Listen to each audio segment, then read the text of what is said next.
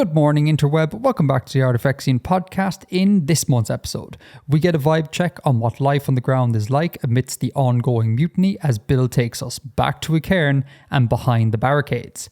We debate the merits of the Irish Romanisation system. Is it good? Is it awful? Brackets, it's shit. There's assorted language talk, alternatives to ancient Greek drinks, an apology, sorry bib, plus lots more.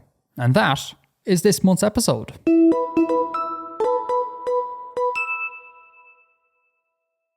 Do you want to open up the show this month? I'm going to pass it over to you. It's hard to start a show. You open the show. Please and thank you. Okay. Hello and welcome to episode 76 of the Artifexian podcast, dear listeners and followers and general Artifexians. Oh, that was a really nice opening. Mm-hmm. Off the dome. What is first on our topics list, Bill? Now that I've placed you in charge. Well, we're going to start with some kind of general follow-up. And I see here, Edgar, that you have a suggestion for an Oxykraton alternative.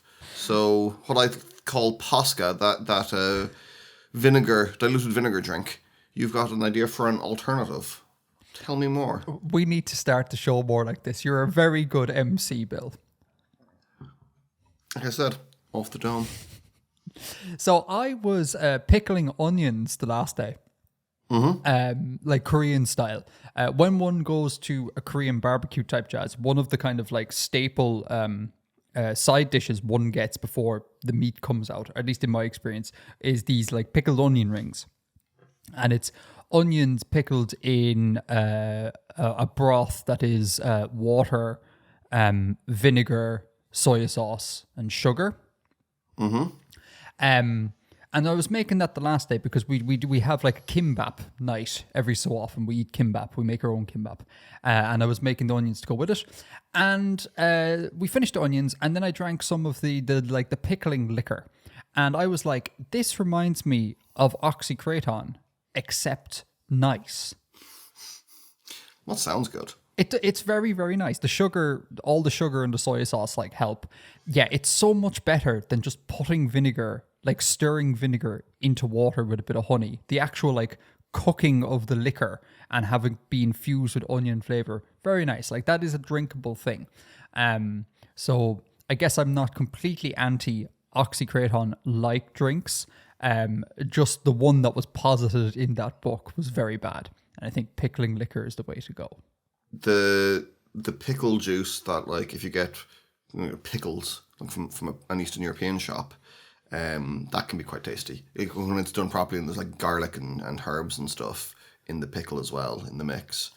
That pickle juice can be quite tasty. Yeah, and I know there are people who just drink it as if it's a drink. I find that to be a little bit too taut, I suppose, to drink in any volume. Yeah, no, you wouldn't be sculling gallons of it. Yeah, whereas I find I think I could scull gallons of the pickled onion juice.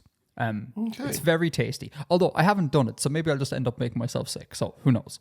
But again, we need to actually do a show here. But on the subject of pickles, I love, and I find it really hard to find these fermented pickled gherkins.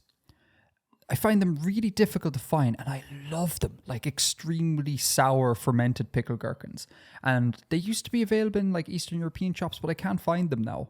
And they all just have regular pickled gherkins, and that's no good. That's not the fun variety. Very sad. And I tried to make my own, and I nearly gave myself botulism, so we're not doing that again. R.I.P. Edgar. Rip Edgar. So just another thing, it came up this week and I was like, I think I should say it. It reminded me of Oxykraton. What is next on the topic list, Bill? Internet domains solved. Okay, so quick PSA we talked last episode about my issue with wanting a new website but mucking up the domains. For anyone who uses Squarespace, which I'm assuming would be a non-zero amount of people, given that it's one of the 2 or 3 sort of drag and drop website builders.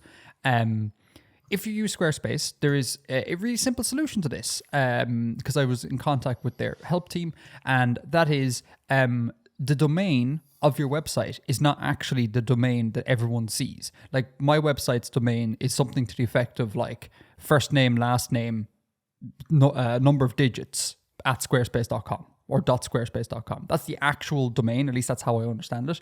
And the front-facing domain that people see is like a skin on top of that. So what you can do is you can basically register a nigh on infinite amount of domains and then just shift them across different websites. And from the user's perspective, nothing should change. And in fact, that's what we've done.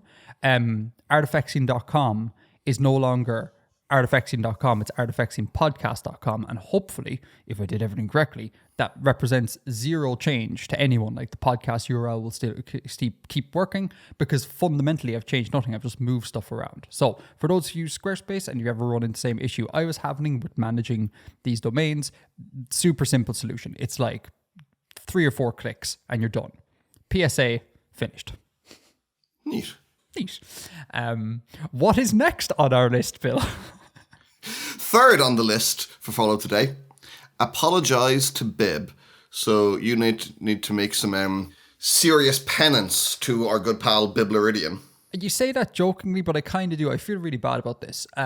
So for people who don't know, what's been happening is that every Sunday, give or take, I've been having Zoom calls with Bib and he's been giving me a crash course in biology, right? In prep for this spec bio stuff that I will eventually do, because I know nothing about biology, or I know something now, but I knew nothing about a year ago. And so whenever I talk about biology on the show, there's like a 95% chance that what I'm saying is just verbatim what I've got from Bib, right? And this came up in the context of the Avatar episode we did where we talked about biology a lot. And I was chatting to Bib the following Sunday. And he was like, would it be all right if you could, like, credit me? It'd be really nice to get some credit. And I was like, yeah, no, of course I'll give you credit. Like, once I start doing spec bio, you'll get the same treatment as World Building Pasta, Van Gogh. I'll mention your name at every conceivable moment just to be like, hey, thanks a million. And he was like, yeah, cool, but you kind of haven't really done that yet. And I was like, what? And it was like, the podcast. You kept saying things like, oh, people have been telling me. And I was like, yeah, I really should have just been like, Bib was saying, or I've learned from Bib, etc. So I want to apologize for not giving proper credit there. And I suppose the sort of PSA going forward here is that if I say anything related to biology on this podcast, I will do my best to name drop Bib. If I forget, just everyone work on the assumption that chances are that is information that comes from Bib. Or let me refine that. If what I'm saying is correct, it is information that comes from Bib. If what I'm saying is utter nonsense, it is information that I've misunderstood that has come from Bib. I don't want anyone to be like, Biblaridion told Edgar that, like, I don't know, rabbits are invertebrates. What's that about? So if we could all work on that axiom there, that would be great. So again, massive apologies to Bib. I should have been mentioning him every couple of sentences in the Avatar episode, and I didn't because I'm an idiot. And also, I think part of it, I tried to do a bit of self-reflection about this. Like, why didn't I instinctually do that? And I think it's because I don't want to come across as like a Bib simp, and that comes from a place of like insecurity on my part, because like everything I know about biology is because of Bib, so I need to be comfortable just saying like, I am an idiot. This is my teacher, and credit Bib where possible. So yeah, that is my apologies. If Biblaridion, if you're listening, I'm really sorry. Okay. Yeah. Good. Yeah. Thanks, Bill. Good. I've not lessened in your eyes, no. If anything, Edgar, you have increased in my eyes. Oh, that's great. It's because I moved closer to you. Mm-hmm. And thank you on my part to Bib as well for helping to upskill Edgar. Yeah, and like fast track upskill Edgar. Like I'm getting a massive crash course. And just I suppose I can fit in a thanks here because it's important. Thanks to like all the viewers and subscribers and patrons, because like if I didn't have this sort of platform, I wouldn't be in this privileged position to be able to reach out to other creators and be like, hey, could I get a personal one-to-one here? Like if I was just a regular, viewer, that's not an impossibility, that scenario, but it's difficult. Whereas if one has a community, that's so much easier. So the ability for me to be able to get this sort of crash course in spec bio and broaden my horizons and acquire greater knowledge is like quite literally down to people who watch this show and watch the videos. And that's just an amazingly privileged position. And I just want to thank everyone as well as Bib here. It's great. Absolutely wonderful. Cool. All right. German correction. Let's move on to German correction. All right, we're beating through the follow-up this month. It's because Bill wrote like a literal tome for his world building. Spoilers. So I mentioned in the last show, we were talking about gender, grammatical gender, noun classes. And I mentioned that in German, I said that you could change the article with the noun mehr, M-E-E-R, the word for see, and that changes the meaning. And I was like, I speculated that I think like der Meer means sea, whereas die Meer or das Meer means lake or something like that. I suspected I was probably wrong with the particulars there, and turns out I was. U/DFYX, our friendly neighborhood German, stepped in and said der See means the lake, masculine, and die See means the sea, feminine. So I got the wrong, the spirit of what I was saying is correct, but I got the wrong noun in there, which, is typical for me because my German extends only insofar as I'm able to communicate with my German relatives, and that is not a thing that has come up. So there you go. So thank you for the clarification, DFYZ. YX. YX even. Jesus, I'm going to. Thanks for correcting me there. We'd have to issue another correction. A correction on it's correction section. Now, speaking of languages, Kalua Dev, u/Kalua Dev, wrote a really cool comment based on our talking about Irish. It's not too long, so I'll read out the whole thing. Hey, it's me again, here to talk about Irish. Glad to hear you found a Kirkle Cora Edgar. I hope you enjoy it. I have no intention of signing up for said thing until I complete Duolingo at the very least. You're not alone in not being told about grammatical gender. I've talked to a lot of school students who have never heard about it. There's also a lot of patterns which can indicate whether nouns are masculine and feminine. This makes it a lot easier to deal with unknown nouns. This goes back to the point I think I made last episode where I was like, I don't think we were told about the underlying logic there. We were just told, memorize these patterns. Like, we're not going to discuss masculine and feminine, just memorize what this noun does, which is, terrible. I hadn't personally noticed the skew between masculine and feminine nouns, but it was interesting, so I thought I'd look into it. I did analysis of some of the most common words and got the following. Masculine, 1,040, feminine, 574. So it's about 2 to 3 masculine, which seems to confirm my sort of initial insights that like there's just a lot more masculine nouns than feminine nouns, which is cool. And someone else, I don't know if this was Clue Dev, it might have been someone else in the Reddit, sorry if I can't name drop you, speculated, and I think this is accurate, that the reason why there are so many masculine nouns is because the old neuter that got passed down from PIE through Proto-Celtic and etc. it got collapsed into the masculine section. So masculine's doing the duty of masculine and neuter. That was John Lang. Hence why there's a disproportionate amount of masculine nouns, which is great because it just makes dealing with the gender an awful lot easier because you can almost just assume masculine and then just, make a mental note when it's not. Your default expectation is masculine, which is kind of cool. So thank you, John Lang and Kalua Dev, for the Irish follow-up. Thank you very much. More Irish. A heated debate about Irish coming at the end of the show, so stay tuned for that.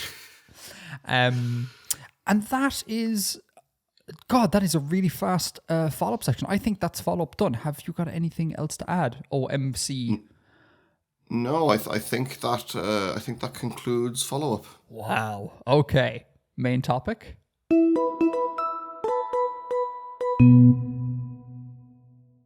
So, Bill, why don't you tell us what you've written this week? It's this month, Bill. Come on, you do this all the time. This month, I have written a letter from within the barricaded zone in Lansk. Do you think next month I could just have a month off and you could just do the podcast as both me and you at the same time? Are you sure you want that? I think everyone would love that. The irreparable brand damage that I will do. That'd be gas. Damn it, April Fool's has come and gone. Oh, that would have been a fun one. Anyhow, yes, story time. Let's go.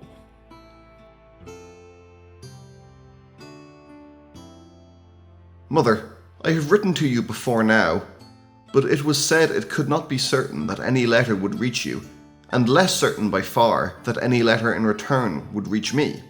Forgive me if I repeat myself from previous letters, but if, as I fear, you have not received my previous messages, I must give an account of what has occurred here in Lansk these past months. I am, as you no doubt feared, behind the barricades. Life has not been so bad, despite what you may have heard. I was at work when the assault transpired, and thus avoided being caught up in any of the violence. When we knew what was occurring outside the yard, the greater part of the uprising was already over. The barricades were in place by the end of the day, and for the most part, those of us with our homes and our workplaces situated within the neighbourhood continued as normal. I have maintained my boarding from before. The other tenants too remain, save for Caston, who is a staunch opponent of all agitation and mutiny. He, to the extent any of us know, stole away on the second night of the barricade and has not been heard from since, and has not been sorely missed, for though his company was generally agreeable, we know it should have become unbearable in the current affair. We have given his bed to a young Otvevi. His accent suggests Otvev, but his name and his appearance suggest an admixture of other blood in his veins. This fellow, Ehetha, is a dock worker who had lodgings on the other side of the city and was unable to return home across the barricades, but he has made himself comfortable here and is a happy addition to our band. Not knowing what else to do, I continued to go to the yard and work for a long period after the barricades placed us in isolation. Many of my colleagues did the same, nearly all those who did not flee the ward entirely. Of course, we could not continue forever, as there is no one to purchase the completed Divinity or to deliver fresh materials for new constructions, and so the foreman has written us letters acknowledging our continued labours, freeing us from obligation to his yard for the duration of this affair, ensuring us work should it be possible once more, and finally, he promised us the sum of our wages for the time worked, as there has been a lack of currency hereabouts. I do not feel aggrieved at the lack of labour nor pay. My last payday was shortly before the uprising, and I have saved diligently, as you taught me. Really, I have no great need for money presently. Our landlord has not been present to collect her due, and I have eaten much from communal kitchens and traded labour for meals. There is no great variety of food. Much of our supplies come from the Earthani, and the hard biscuit and salty fare they favour grows dull without a relish or a fruit to soften them. And there is no great excess, but there is enough for most of us on most days. We in the lodgings have pooled what little extra we can, and feast together when there is a sufficiency. There is a general shortage of brandy, but Irasha, being unable to attend her work outside the barricades, joined a committee and was assigned to sourcing provisions, where she is betimes able to take home a bottle or two recovered from some wealthy citizens' stores. With my time so free from the yard, I have not been idle. Committees have been established for necessary tasks. While Irasha finds food, I am often assigned monitoring the barricades here, or watching out for company vessels or columns of bailiffs, neither of which I have seen, you will be relieved to hear. On other days I have worked at unloading barges, repairing neglected buildings, or clearing refuse. Of my other fellow lodgers, Alsech is able to work at his trade relatively unconcerned with the whole affair, as shoes must yet be repaired even in the midst of mutiny. Ehetha likewise is working to unload the barges and maintain the docks. Irasha, I have told you. Grigana is entirely unable to attend to her trade, and so she has volunteered for a safety committee and spends her days ensuring peaceable conditions in the ward, adjudicating disputes and quelling brawls, and directing such energies instead to the protection of the district. I am well, Mother, and affairs are peaceful enough hereabouts, despite the upheaval. I cannot say when I will see you again. Once this affair has been concluded, I hope to hear from you and return to visit as soon as work allows it. I have not asked of the family, though I miss you all heartily, as I know you will have no means of transmitting such news. Give them all my sincere love and reassure them of my safety. Your loyal and loving daughter, Ulne.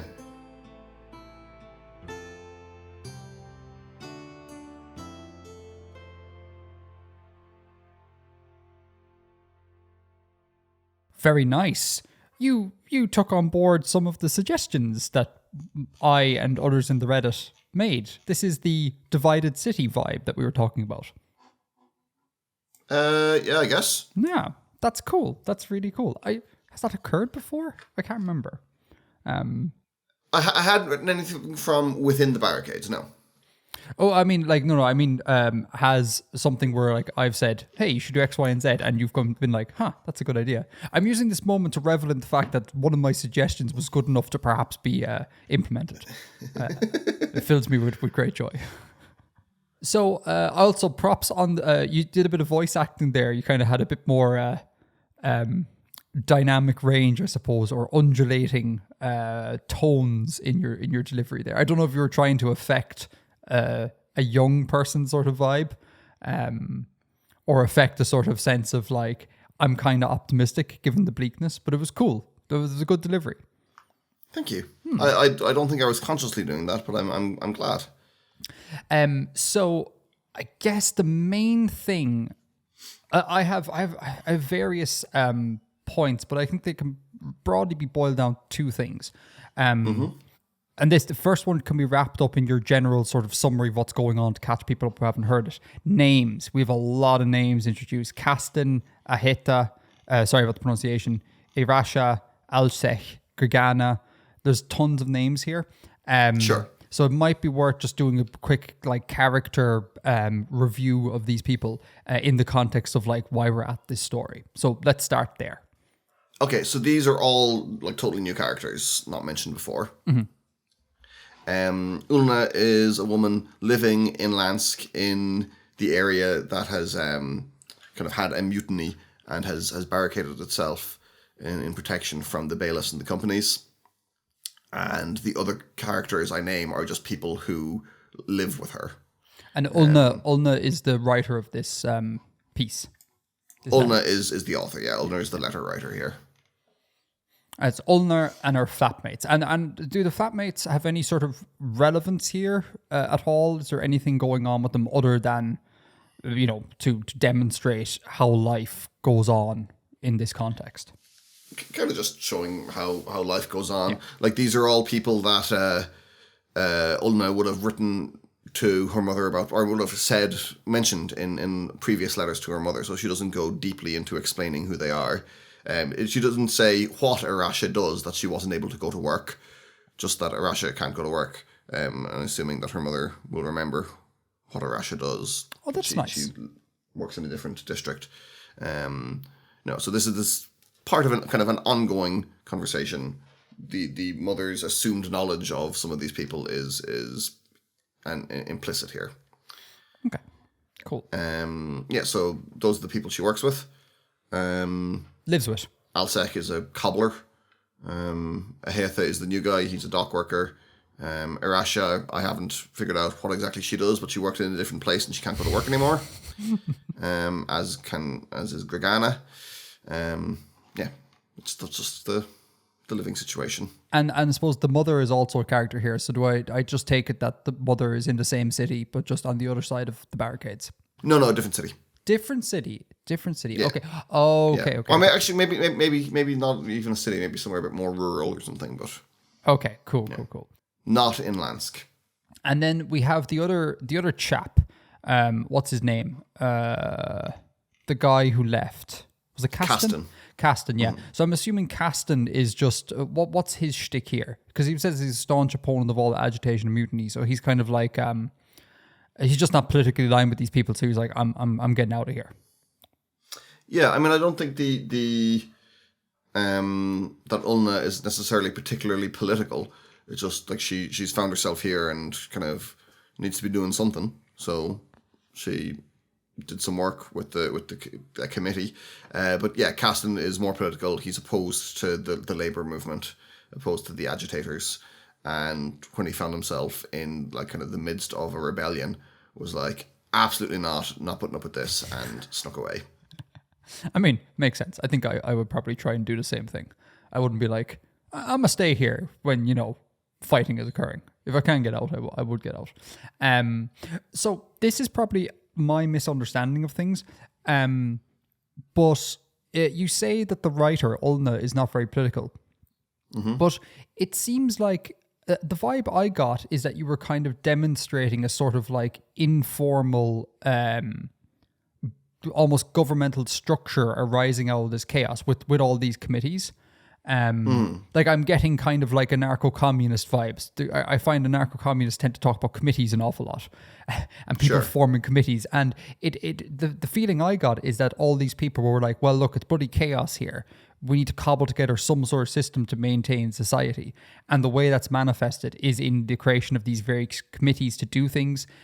They sound very kind of, what's the opposite of a hierarchy? Like non-hierarchical? Yeah, exactly. Anarchic, non-hierarchical, etc. And if that is the case, we would imply that maybe the writer is to a degree political, because she could just opt to not partake in those things at all. But it seems like she's lived... I'm getting the vibes of like young people, young, relatively poor people in a flat with like political notions about how the world and society should be, and then going out in the world and trying to manifest this. But I feel like I'm perhaps reading that wrong, because you said that Ulna's not particularly political. Yeah, I mean, I see what you're saying, but like her first thing when the barricades went up was to just keep going to work. She's not like a motivated agitator. She's someone who's found herself in this situation. She kept going to work. Then like there was no real point in going to work anymore, and she was looking for something else to do. And people they needed people to unload barges or to fix houses or to join the committees and keep watching the barricades. So she was just kind of doing stuff that needed to be done rather than being ideologically motivated for the sake of the mutiny or the rebellion or whatever. Is my assessment correct that there is a sort of like informal governmental structure being set up here with all these committees? Yeah. So it would be something like that. Yeah, okay. It'd just be like, the Lance Public Executive has taken over this area of the city, and then people are just kind of organizing around what needs to be done. Okay. Cool. Well, I'm glad I'm not wildly off there. Because you're pretty much bang on. Yeah, you scared me when you're like, Ulna's not politically motivated. I was like, crap, have I misread everything? But no, it's good. It's good. Yeah, but like, for example, in any situation like that, not every person is going to be a communist revolutionary. There's people who are just going to be there and will have to get on with things somehow. I fully agree. And that actually leads us on to the next point. I love and always find fascinating the way that like in war zones, it need not be war zones, which I always thought was kind of fun because, from video game world, you get the impression that if there's a war going on, there's just shooting all the time, right? Though the entire region is dedicated to fighting. Whereas what actually transpires is that you can live in the midst of a war zone or a country that's under siege or whatever, and your life can be fairly normal. Like it might be hard to get eggs or something because like supply chains have been interrupted, but it's not like because your country's at war you're constantly a threat of having a bomb dropped on you. That's like very localized, and so I like that you leaned into this. Like I was at work when the assault transpired and thus avoided being caught up in the violence. Like you can kind of just go about your day and be like, a rebellion took place. I had no idea, because like war need not be this all-encompassing thing that affects everyone in a brutal manner, or in a very direct, brutal manner. Like obviously, like it has negative effects for everyone. So I like this. I It's really not like everyone is immediately being shot at all at the Right. same time. Exactly, yeah. Life can go on as normal. And I hesitate to say fun example, but back when I was really young, like in the early 90s, I remember either being told that this happened or I have some latent memories, first-hand memories of it actually happening. But my elderly German grandmother would call us periodically when she heard about some outbreak of violence up in the north. And we live really close to the north. Like, we're not a northern county where I live, but it's within touching distance. Like, many of us will do our shopping in Northern Ireland, for example. We're that close. And like, there was literal violence going on, tens of kilometers away.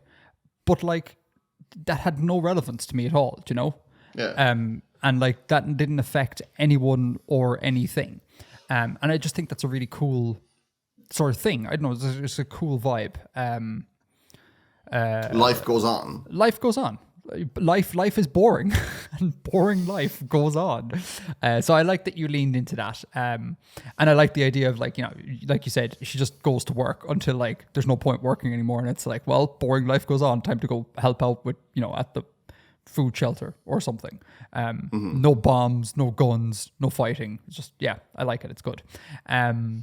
Although Although I will say she is writing a letter to her mother, so she may be downplaying the proximity to peril that she was in.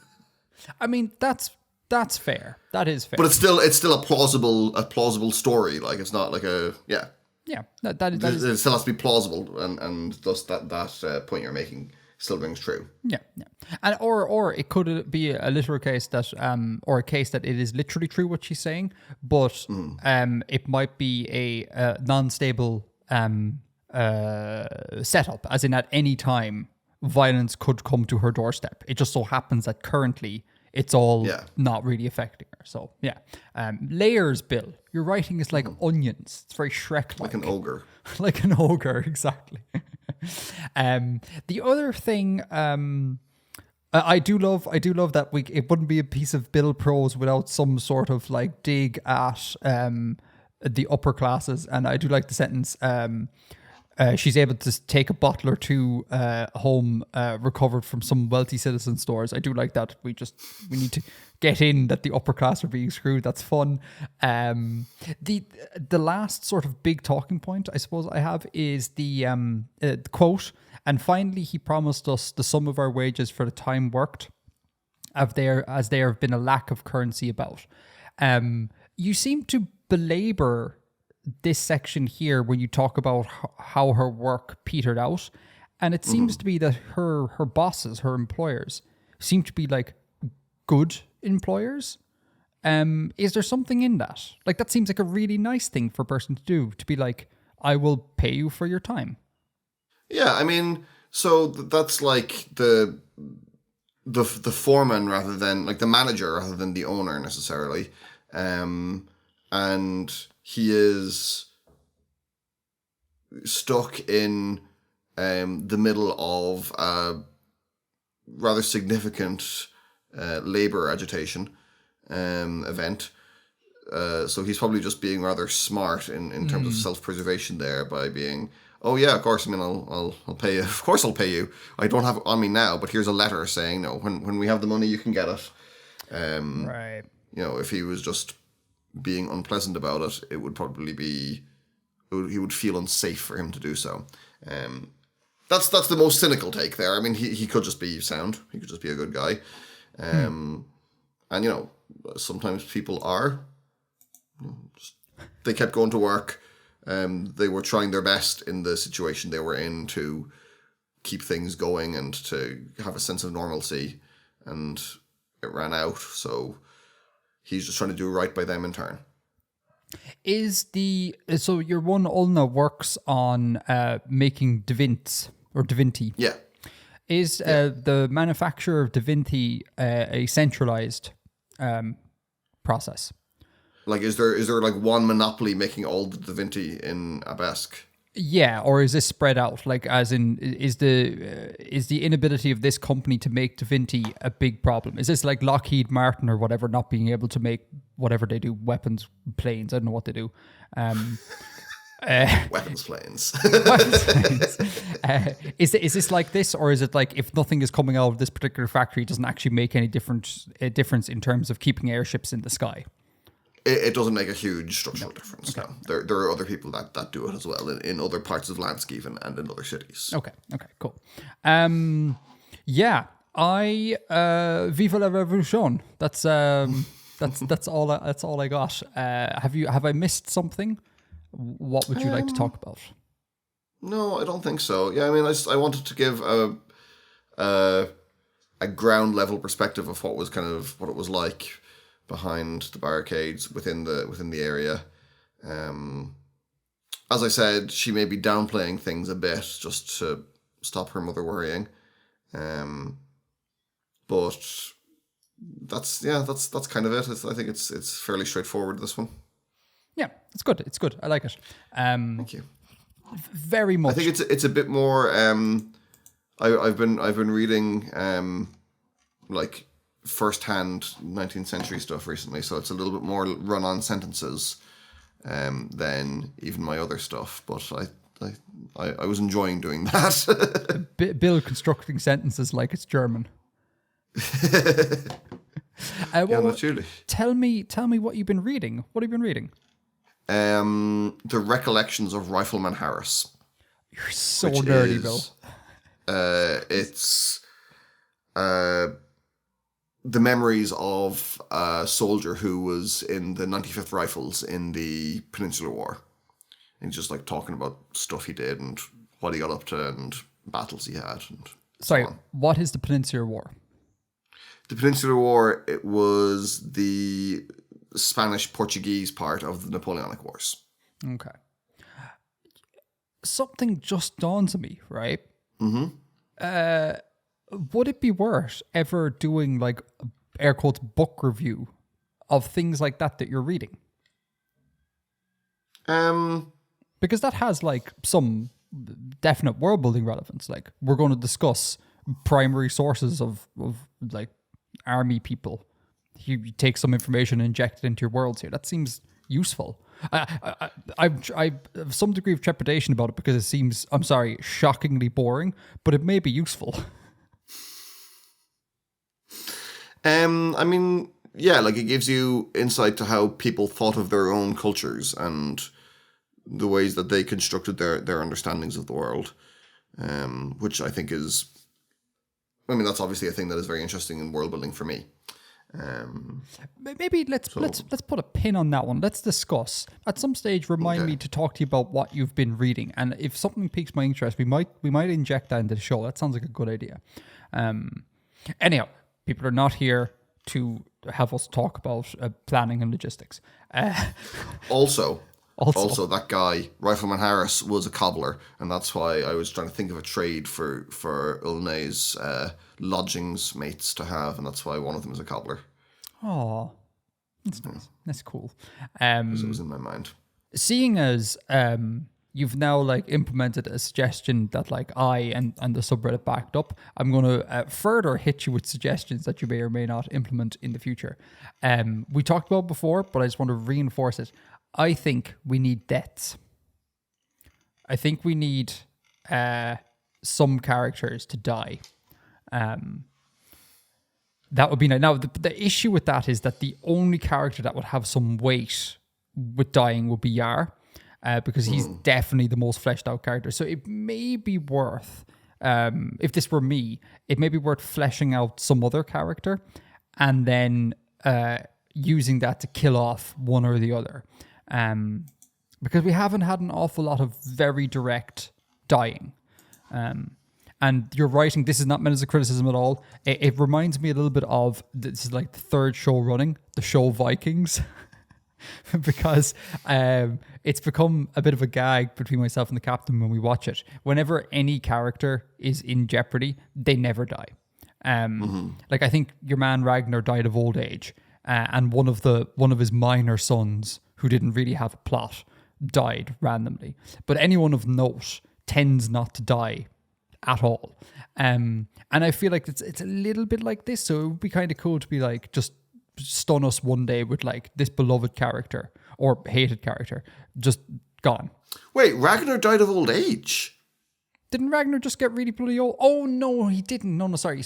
I got confused. No, he became like an old man who lost all of his clout, and then he went to England, and your man in the north killed him. He went willingly to his own death, basically.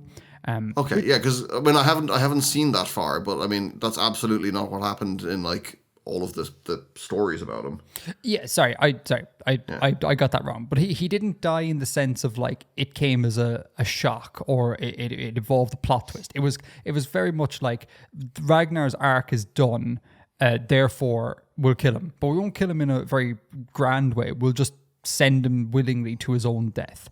I want more Ned Stark, basically, is what I'm saying. Like, I want to just be like, damn, I did not see that coming. That dude's dead. Holy crap. There's a power vacuum, yada, yada, yada. That'd be really cool. I would like to see this sort of thing in E. Cairn, where the character that we've been following ends up dying. And that causes us to have to rethink how we think about this world. So that's just my advocacy piece. Take it or leave it. It's up to you. Cool. All right. Reddit backed me up. All right, that's that done. Shall we motor on to... No, sorry, your MC. What's coming up next, Bill? Next, we are going to talk about your recent planet reveal. We're finally at the stage where we can kind of sort of talk about the videos again, because there's no point really talking about tutorials. It's like, this video showed you how to use this tool. Not very interesting to talk about. World reveal. I don't have a massive amount to talk about here unless you have points and clarification. The main reason I want to bring it up is I want to further thank World Building Pasta and encourage people to go over to World Building Pasta's site. The dude just dropped an amazing tutorial on how to do like realistic erosion patterns that is just great. Like, he's doing the Lord's work over there. Just go check it out. It's absolutely brilliant. He is a amazing new member of the community, and just I love his work a bit. So please do check him out. And yeah, massive thanks to him again for putting the world together. It was I dare I say a stroke of genius on my part to get him to do this, because I had a sneaking suspicion people would absolutely hate the G-plate section, and that came to pass because people were like, enough of this crap. And it's really great that I was able to have World Building Pasta working on this in the background so we could get through G-plates as soon as possible and just switch and be like, here's the world. If you want to make something like this, see the last couple of videos. So it was without that, the channel would be tanking a little bit, because I'd be like, well, I'm sorry you hate G-plates, but we got another 20 episodes to go because it takes a long time to make a world in G-plates.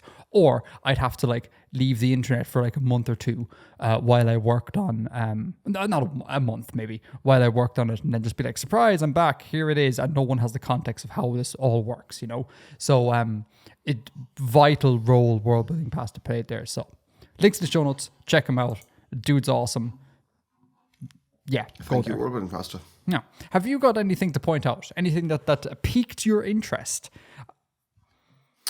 No. No. Why? So why is the timescale set up as it is, that you finished at like minus 1150? Are you're going to keep developing it further from this point, or? No, it's just the consequence of the program. Just start the timeline with enough room that you can comfortably make your simulation, and then whenever you decide, like, I think this is the modern world, just cut it off there and then export and relabel all the dates. Okay. Yeah, because it's going from 850 to 0. It just so happens that the way it's presented in G-plates is 2000 to 1150. Right. Yeah, just again another one of the ways G-plates is a little bit awkward, but you know, what can you do? No, it's cool. I mean, watching it, I was thinking, I was like, oh, you could do cool stuff with that, or I was thinking of like stories I could settings and cultures I could put in it. So good. It is an evocative world that you have. That's good. That's cool. That you have ended up with. That is very, very cool. The thing that I find interesting about this process is that there have been times, particularly when looking at other people's work, because people send me their attempts at G-plates periodically, and they'd be like, "This is my modern world. Here's the sim. Go look at it. Tell me what I did wrong." I find that it's oftentimes, once you have a full history, it's oftentimes like if you just back it up a little bit from where you stop, you kind of have an opportunity to go, that's actually a better world. Like that's a better arrangement of continents if I just go, 100 million years before where I actually stopped. Like a better arrangement of climate zones, etc. And it's a really cool way of kind of, in an unpredictable way, getting a world you like, because if you sat down and was like, I'll draw out the continents exactly like this, you may not get there. But because you started from an initial condition and evolved it forward and tried to get to where you'd like to go, the in-between could actually be even better than the where you'd like to go. And I think that's just cool. And like you like the process takes a long time, but you have like an infinite amount of worlds in one simulation. You could stop it at any time and be like, that's my world. Which I just think is just so great. I love this so much, Bill. Like, I know it's super nerdy, and I know everyone's like, I don't want to spend like 2-3 weeks working on this simulation just to get a modern world map. But God, the deep time stuff really fills me with joy. It's just so cool. I think I've drank the Kool-Aid, something serious here. I've gone on a rabbit hole. And good. Thank you. So that is, Jesus, that's the shortest. Let's talk about the video ever. My God. Green room. Sure. If you haven't already done so, go check out the video. It's cool. I really like it. Links in the show notes. All right, green room in 3, 2, 1.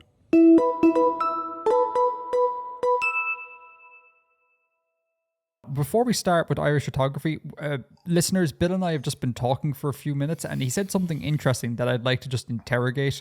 Bill, you had been talking there about the 1800s. You had some knowledge about a thing that existed in the 1800s, and you were on about that. And it just occurred to me that like so much of your writing and stuff is inspired by this kind of, I'm going to get the term wrong, Victorian? Is that a Victorian period? What's this period of kind of like 1800s to like middle 20th century? What is that? Well, the Victorian period would begin in 1838, I think, in the 1830s, 1837. So my interest begins a little bit earlier than that. Okay, so the Napoleonic era, but like you can just say the 19th century. The 19th century. Okay. Yes. So you seem to really dig this, and it occurs to me to ask, like, would you, if you were given the opportunity, would you go back there?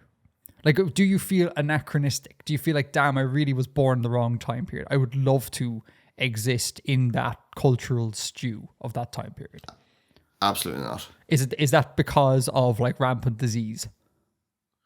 The disease and the hygiene, the rampant inequality. I mean, it's not, like there's huge wealth inequality now, but like it's less kind of overtly racist and stuff. Okay, so you like the era, but you would not go back there. Yes. What is it about that era that I'm sure I've asked you this before. I'm sorry, we'll rehash it for new listeners. What is about this era that like you really enjoy?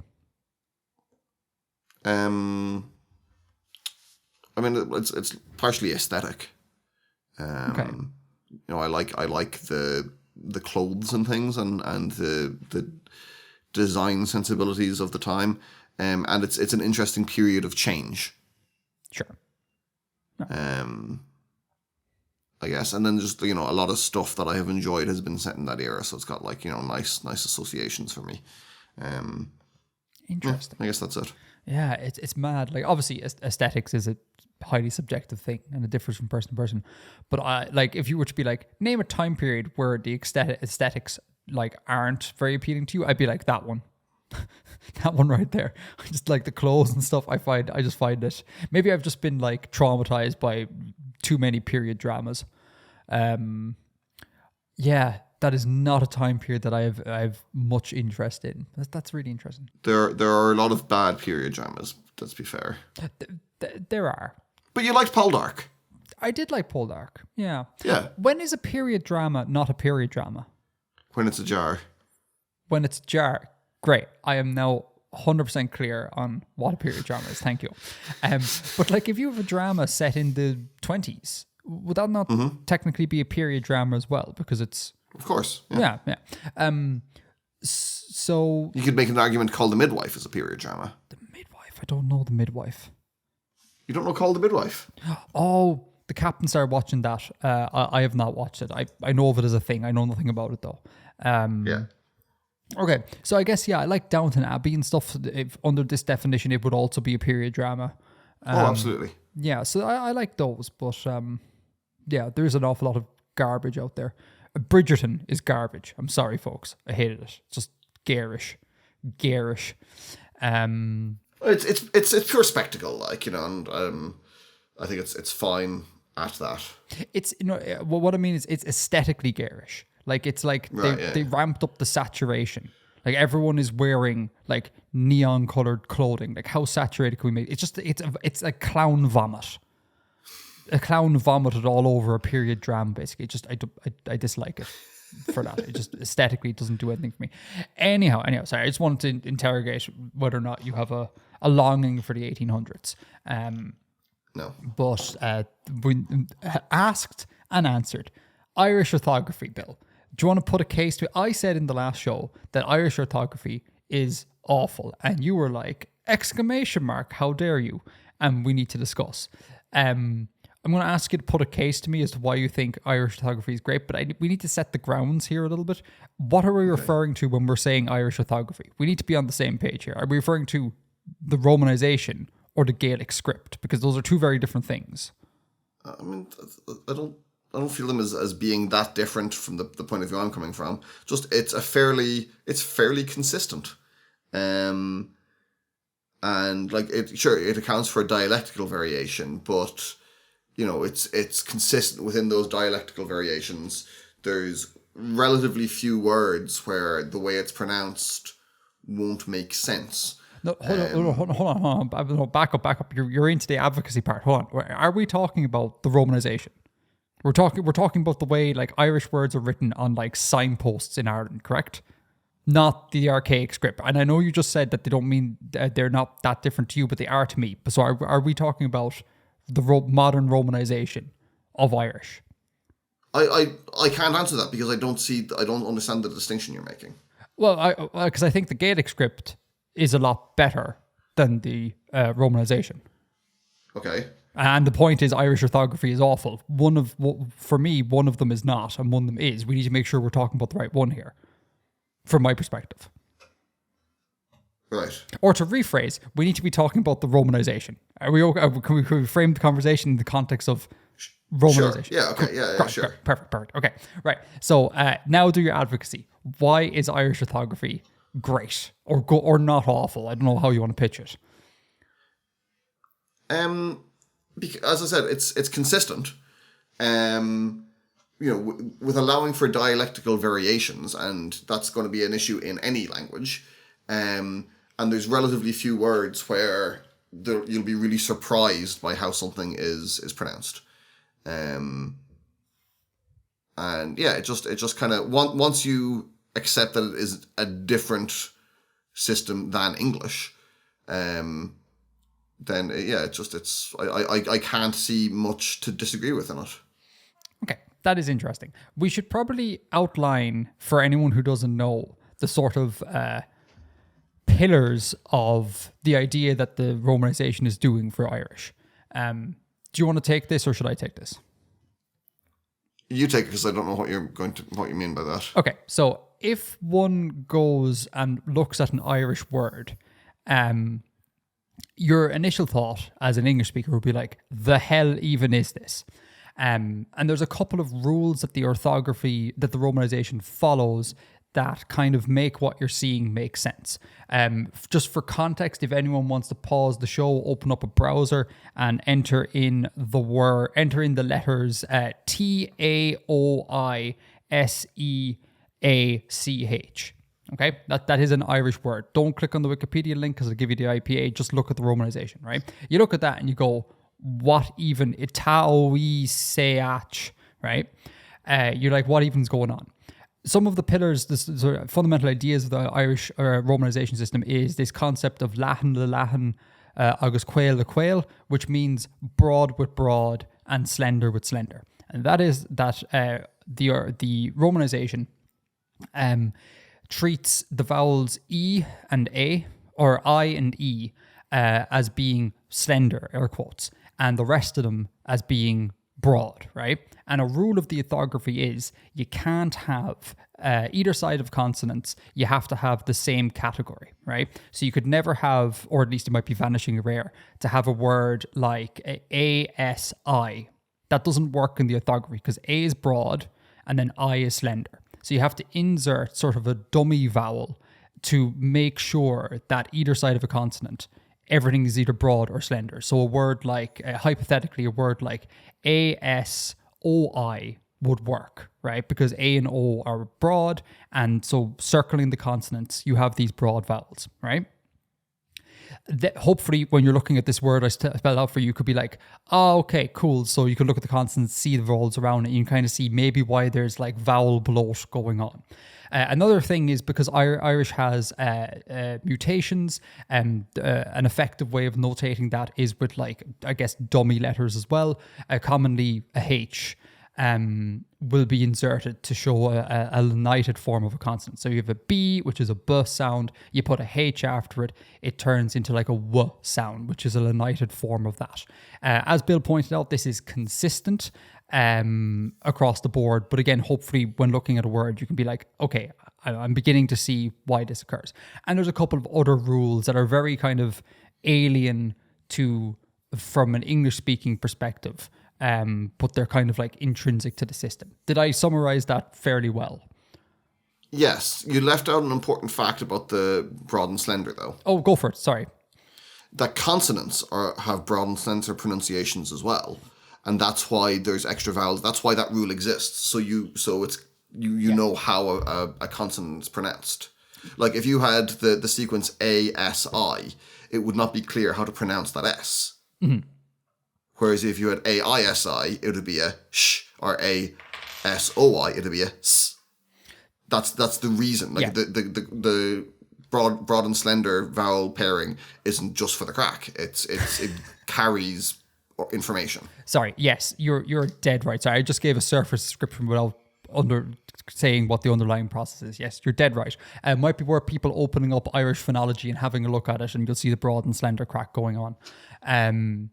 So everything. So now for my rebuttal to what Bill said, everything that Bill said is correct, right? It is consistent. It tells you exactly how you should pronounce these words. It's really great that way. My issue with it is that it is utterly opaque to everyone who doesn't have an understanding of the system. Now, obviously, you need to have an understanding of things to understand other things. I get that. But it's like it places the burden on the person trying to interpret what they're saying. They need to go away and learn these like rules, which are quite convoluted in order to interpret the thing. It's not immediately obvious to non-Irish readers what the hell is going on, right? In a way that it doesn't occur in German. Like you can show a German word and people will be able to make a fairly good stab at it. But I'm willing to bet exactly zero people. What? What people?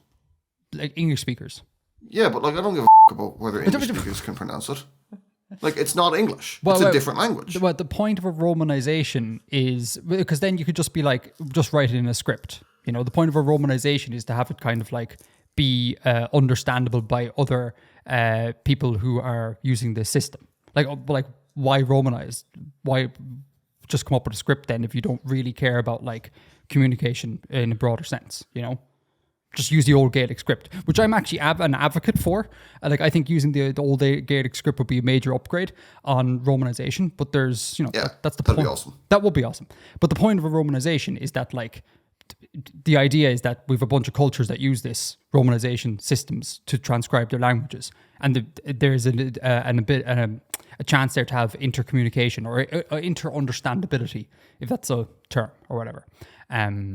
So yeah, to continue, that word I told everyone to type out, Taoiseach.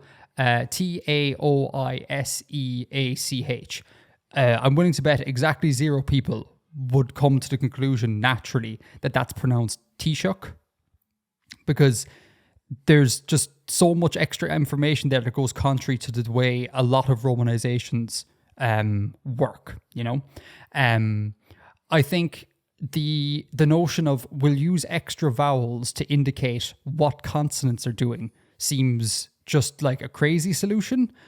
Just have different consonants. Like maybe have a consonant. This is what the Gaelic script does, if I recall correctly. Have a consonant and then its slender form or its broad form, whichever one you want, give it a diacritic. Like that's so much cleaner than... No. What? No. Okay, well, we may disagree on that, but I find it... That's not accurate. Why is that If you not spell accurate? Taoiseach in the Gaelic script, it still has as many vowels in it. Okay, well then my example of the Gaelic script is flawed. That doesn't change the point that using vowels to indicate what a consonant is doing is a far more cumbersome way of doing it than just putting a circumflex above an S, for example, or a dot below the B. But that's also a problem in the Gaelic script. Sure, Grant, I will fully accept that. That doesn't change the point I just said. Like, I find the usage of vowels in the romanization system to indicate what consonants are doing just hilarious. Like, that's why do we even settle upon this? You're just going to have so many glyphs then for different consonants. You'd have a set of glyphs and then you'd have diacritics. Right. For the which is the right. And then you can see, like, this is the base glyph, S, and an S with a circumflex or whatever is its slender version. Now, granted, you need to go off and learn what those are, but, like, at least then, you know, at first glance to anyone, you'd be like, this is an S, and this is like a modified S. Whereas, like, ISE, for example, in what world is ISE the correct way to communicate that that's a sh sound and not an S sound, specifically in reference to the word Taoiseach? That's a crazy solution we've come up with there. And it not only does it do a bad job of communicating what the consonants are doing, it also then makes the vowels hilarious, because again, in the word Taoiseach, Taoi, that combination needs to be there to fulfill all the rules. But that you're led to the hilarious conclusion that AOI is E. Like, in no world is the combination AOI-E. No one would look at that and in a vacuum go, that is how we transcribe E, AOI. Like a triglyph to transcribe E, but also sort of do stuff with consonants. That's a hilarious solution, in my opinion. I don't know, it just doesn't seem like that to me at all. Okay, well. And I mean, like, I think every language does stuff like this. I mean, I think trying to look at it from what other people will get is...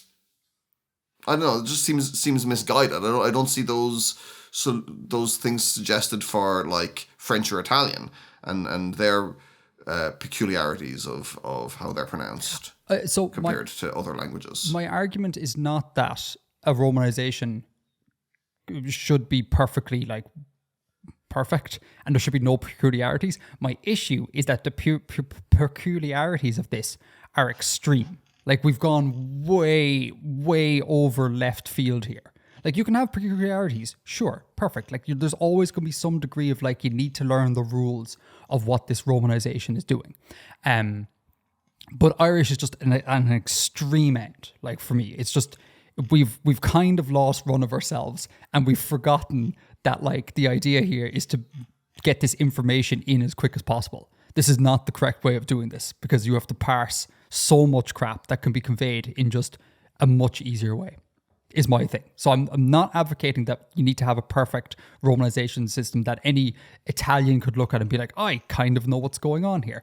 I'm saying you need to have a romanization system that isn't as cumbersome as the one we currently have. It's not to do with romanization, though. Because it's as I said, it's nothing to do with romanization. That vowel stuff there is in the Gaelic script as well. But this is where at the start I was like, we need to differentiate between these two things, because I'm treating the Romanization as we're taking these Latin characters and we're putting them on Irish, right? That is a thing removed from the Gaelic script. Right, so as in when we had a Romanization, we'd totally changed the spelling of things. Yes. Like, I think Irish needs a spelling reform because these spellings are insane. Oh, no. Tell me why no. I just don't see the point, like. Okay, hold on. Let me just interrogate. What? I'm genuinely curious here. Like, do you accept the notion that one could perhaps see the current system as being a bit bloaty? I see why you've come to that conclusion. Okay. And I would like to know why you don't come to that conclusion. Because for me, it's like self-evident. Because I think it doesn't matter. Like. Right, but why? Why doesn't it matter? Why does it matter? Well, because for me, the idea... You're making a positive claim that it does matter. Sure. It's just the way it's spelled. Sure. Well, we have a say on how things are spelled. But I think it's needlessly complicated to represent a monophthong with 3 vowels in a Romanization. That is needlessly complicated. And is a hindrance to learning. See, I don't think it is a hindrance to learning, because I never had an issue understanding that AOI was pronounced E. Yeah, okay, but that's because, like, we began learning this as when we were kids and we had a sponge and our mind was able to soak all this stuff up. But imagine coming to this later in life. Say you're Ukrainian, you move to Ireland, you're like, I'd like to learn a bit of Irish. You look at this and you go, oh my God, no. Or you struggle with it for ages. Like, that stuff matters to me. No, I think... No, I don't think changing the identity of it is... I don't think that's worth changing the identity of it. See, that's interesting. That your usage of the word identity there is extremely interesting, because I don't see it as an identity sort of thing. Like, I see it as a skin on top of what it actually is. You know, it's like what it actually is the word is Taoiseach, right? How we decide to Romanize that is not a matter of identity to me. It's just a tool. It's just a function we need to perform to write this thing down. So if we were to change it, I don't see it as like, oh, Irish has lost identity. It's just we've changed the mechanism by which we deliver these sounds from the page into your brain. So I don't see it as like a loss of something deeply important. Like, I don't think a Romanization is like deeply and culturally important. Now, I can imagine you'd have pushback on that, and I'm, this is one of those contentious things where I don't think there's a right or wrong answer. But for me, the Romanization is not an identity thing. It's not a culturally significant thing. It's just the skin we put on top the sounds we say. Mm-hmm. So I would be like, yeet it immediately. Spell Taoiseach, T-I-S circumflex A-C-H. Done. Yeah, no. I'm sorry. No, you don't have to apologize. It just doesn't ring true for me. Okay.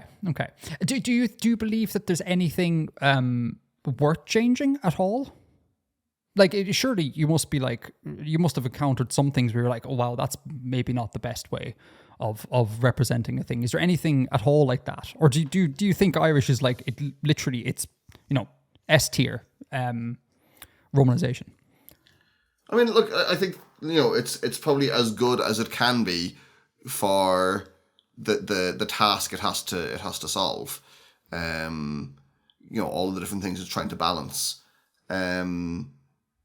Like you get occasional weird things like the mutation of N sounds into or, which is quite common in the north. So Canuck becomes Cruck. The weirdest word in Irish is probably Crahur, which is the kind of translation of the name Connor. I like to go with the OG. I like to go with the OG Cuncavar. Yeah, exactly, and like that makes total sense when you know what's happening with there's three little things going on there that you just need to be comfortable with, and that's the only like really really weird word that I can bring to mind.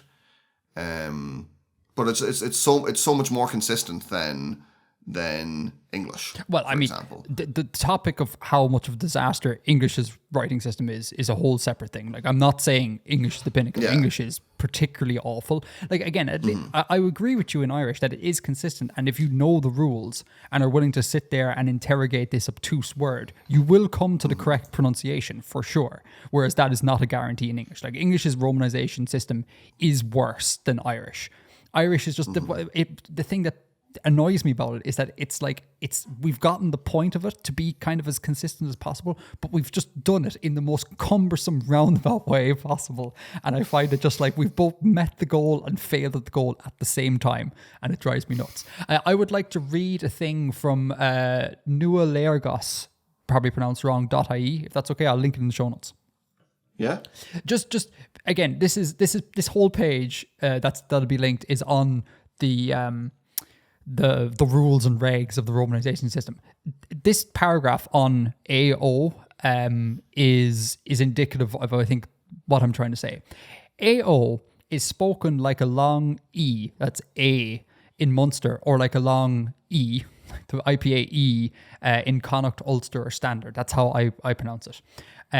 Despite the pronunciation, it counts as broad. So we said E and A were slender vowels, but E, when it's AO, counts as broad, and it is also framed by broad consonants. So that immediately is kind of like weird. Should a slender vowel follow, one writes AOI, as we already talked about, and it's always pronounced E. Like, I can't read that in good faith and go, that was the best solution we could have came up with. You know, and this problem is echoed the whole way down. With each of these things, they are consistent, but just in the most opaque manner humanly possible. Sure, I just no. Yeah, I know. End the conversation. But I just wanted to point out. No, I'm not being that. I'm not saying that to be ignorant or to shut it down or anything. It's just like I don't have that reaction. Do you think maybe you're just? It's a sort of how do I describe it? It's like a pride thing. Like, we have this really unique way of Romanizing. Like, I want to hold on to that because we've come to this unique solution. Is that what's causing you to kind of be like? I don't think it's pride in its uniqueness. I just think, like, you know, it works. It's fine. Okay. Yeah, it's never occurred to me to be necessary to do anything with it. It's fine. Okay. There you go. Let us know, Reddit, what you think about this. Although I'm gonna butt in here. There is one fairly prominent example of something done in a alternate orthography that you will be familiar with. Oh dear, he's putting the pressure on me. Okay, what is it? Yeah. Can you think of any Irish institution which, like, looks a bit weird when it's written down? No. Oireachtas? The Oireachtas? No. No, see, that's in totally normal orthography. I don't know. What are you talking about? Aer Lingus. Aer Lingus. Okay, for those who don't know, Aer Lingus is an Irish plane company, an Irish carrier. It's the national airline. It is the national airline, as much to Ryanair's chagrin. Lingus. That doesn't look like an Irish word. No, is it an Irish word? Yeah. Oh, it's the is. word for fleet, which is normally spelt Loingeas, I think. Loing.